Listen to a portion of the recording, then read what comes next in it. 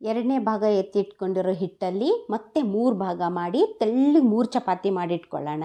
3 ಚಪಾತಿ ಮಾಡಿಟ್ಕೊಂಡು ಅದಕ್ಕೆ ನಾವು 1 ಚಪಾತಿ ಹಾಕಿ ಅಕ್ಕಿ ಹಿಟ್ಟು ಮತ್ತು ತುಪ್ಪದಿಂದ ಮಾಡ್ಕೊಂಡಿರೋ ಪೇಸ್ಟು ಇದನ್ನು ಮಾಡಿ ನಾವು ಹಚ್ಚಿದ್ರೆ ನಮ್ಮ ಪದ್ರ ಪೇಡೆ ಪದರಾಗಿ ಬರುತ್ತೆ. ಮೂರನ್ನು ಹಾಕಿ ಈ ಥರ ರೋಲ್ ಮಾಡ್ಕೋಬೇಕು. ಚೆನ್ನಾಗಿ ರೋಲ್ ಮಾಡ್ಕೊಳ್ಳಿ, ಅಂದರೆ ನಮ್ಮ ಪದ್ರ ಪೇಡೆ ಚೆನ್ನಾಗಿ ಬರುತ್ತೆ. ಒಂದು ಚಿಕ್ಕ ಚಾಕು ಸಹಾಯದಿಂದ ಚಿಕ್ಕದಾಗಿರೋ ಉಂಡೆ ಮಾಡ್ಕೊಳ್ಳೋಣ. ತೀರಾ ಸಣ್ಣ ದೊಡ್ಡ ಬೇಡ, ಭಾಳ ಸಣ್ಣ ಉಂಡೆ ಕಟ್ ಮಾಡ್ಕೊಳ್ಳೋಣ.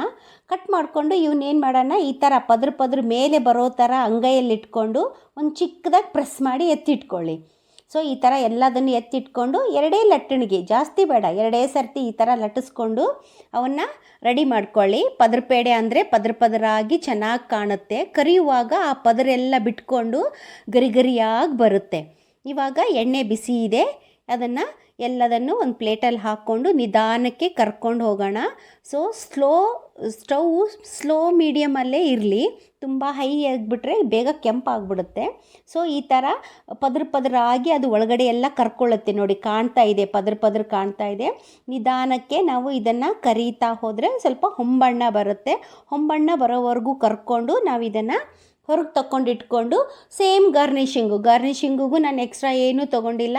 ಮುಂಚೆ ಬಾದಾಮ್ ಪೂರಿಗೆ ಮಾಡಿದ್ದು ಗಾರ್ನಿಷಿಂಗಿಗೆ ಸೇಮ್ ಕೊಬ್ಬರಿ ಪುಡಿ, ಬಾದಾಮಿ ಪೌಡ್ರು, ಆಮೇಲೆ ಪಿಸ್ತಾ ಪೌಡ್ರು, ಈ ಥರ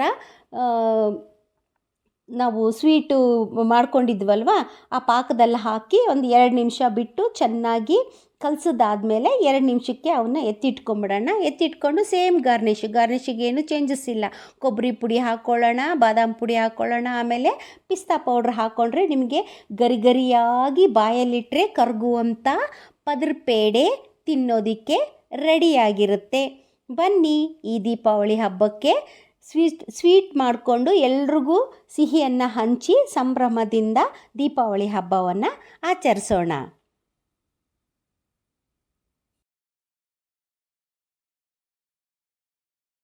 ಇವಾಗ 3ನೇ ಭಾಗದ ಹಿಟ್ಟನ್ನು ತಗೊಂಡು ಅದನ್ನು ಚೆನ್ನಾಗಿ ಚಪಾತಿ ಅಗಲಕ್ಕೆ, ಸ್ವಲ್ಪ ತೆಳ್ಳಗೆ ಚಪಾತಿ ಅಗಲಕ್ಕೆ ಲಟ್ಟಿಸ್ಕೊಳ್ಳೋಣ. ದೊಡ್ಡ ಚಪಾತಿ ಮಾಡ್ಕೊಂಡಂಗೆ ಮಾಡಿಕೊಂಡು ಇವಾಗ ನಾವು ಅದಕ್ಕೆ ಏನು ಮಾಡೋಣ, ತುಪ್ಪ ಸವರ್ಕೊಳ್ಳೋಣ. ತುಪ್ಪ ಚೆಂದಂಗೆ ಚಪಾತಿ ಫುಲ್ ತುಪ್ಪ ಸವರ್ಕೊಂಡು ಅದ್ರ ಮೇಲೆ ಒಂದು ಸ್ವಲ್ಪ ಮೈದಾ ಹಿಟ್ಟನ್ನು ಸ್ಪ್ರಿಂಕಲ್ ಮಾಡ್ಕೊಳ್ಳೋಣ. ಇದೇ ಥರ ನಾವು ಪ್ರತಿ ಫೋಲ್ಡ್ಗೂ ಮಾಡಬೇಕು. ಎಂಡ್ವರೆಗೂ ಎಷ್ಟು ದಪ್ಪ ಫೋಲ್ಡ್ ಬರುತ್ತೆ ಅಲ್ಲಿವರೆಗೂ. ಇವಾಗ ಸೆಕೆಂಡ್ ಫೋಲ್ಡ್ ಆಯಿತು, ಅದಕ್ಕೂ ಕೂಡ ತುಪ್ಪ ಸವರ್ಕೊಂಡು ಮೈದಾ ಹಿಟ್ಟು ಹಾಕ್ಕೊಳ್ಳೋಣ. ಈಗ ಮತ್ತೆ ಒಂದು ಫೋಲ್ಡು, ಇದಕ್ಕೂ ಕೂಡ ತುಪ್ಪ ಸವರ್ಕೊಂಡು ಇದೇ ರೀತಿ ಕಂಟಿನ್ಯೂ ಆಗಿ ಮಾಡ್ತಾ ಹೋಗೋಣ. ಲಾಸ್ಟಿಗೆ ಒಂದು ದಪ್ಪ ಬರುತ್ತೆ, ಅದ್ರ ನಂತರ ಫೋಲ್ಡ್ ಮಾಡೋಕ್ಕಾಗಲ್ಲ.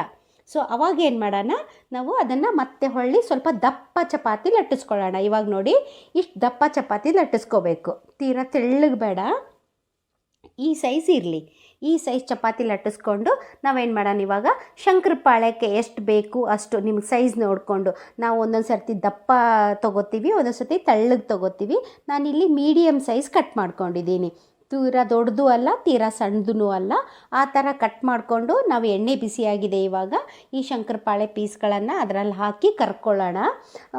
ಸ್ಲಿಮ್ಮು ಸೇಮೇನೆ, ಲೋ ಮೀಡಿಯಮಲ್ಲೇ ಇರಲಿ.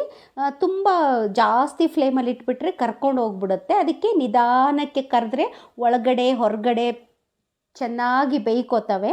ಸೊ ಇವಾಗ ಹೊಂಬಣ್ಣಕ್ಕೆ ಬರೋವರೆಗೂ ಅದನ್ನು ಚೆನ್ನಾಗಿ ಫ್ರೈ ಮಾಡಿಕೊಂಡು, ನಮ್ಮದು ಸೇಮ್ ಮುಂಚೆನೇ ಏನಿತ್ತಲ್ವ, ನಾವು ಪಾಕ ಯಾವುದೂ ಎಕ್ಸ್ಟ್ರಾ ಮಾಡ್ಕೊಂಡಿಲ್ಲ. ಫಸ್ಟ್ ಮಾಡ್ಕೊಂಡಿರೋ ಪಾಕದಲ್ಲೇ ನಾವು ಎಲ್ಲದನ್ನು ಹಾಕ್ಕೊಂಡು 2 ನಿಮಿಷಕ್ಕೆ ಅದನ್ನು ಹೊರಗೆ ತಗೊಳ್ಳೋಣ.